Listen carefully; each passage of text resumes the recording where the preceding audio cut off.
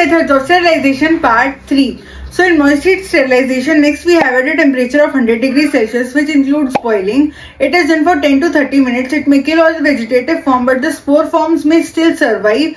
Hence, it is not a preferable method for the sterilization of surgical instruments. Next we have tyndallization or intermittent sterilization, in which steam at a temperature of 100 degrees Celsius is used for 20 minutes, which is used for the sterilization of serum, egg or sugar containing media.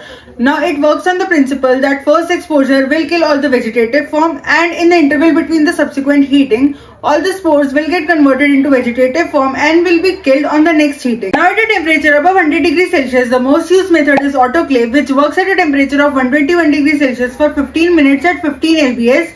Now it is basically a modified pressure cooker, and it is used for the sterilization of rubber materials, soil dressings, culture medias, etc. Next physical method of sterilization is with the help of ozone. Now ozone sterilizer uses water, electricity and oxygen to produce ozone, which is generally done when atomic oxygen and oxygen molecules combine. Next method is filtration. Now this method is generally used for substances which get damaged by the heat processes, such as the antibiotic solutions. Now there are various types of filters, such as earthenware candles, asbestos filters, membrane filters, air filters and sintered glass filters. Last method of sterilization is radiation, which is done with the help of ionizing radiations such as X-rays, gamma rays and cosmic rays, and non-ionizing radiations such as infrared and UV rays.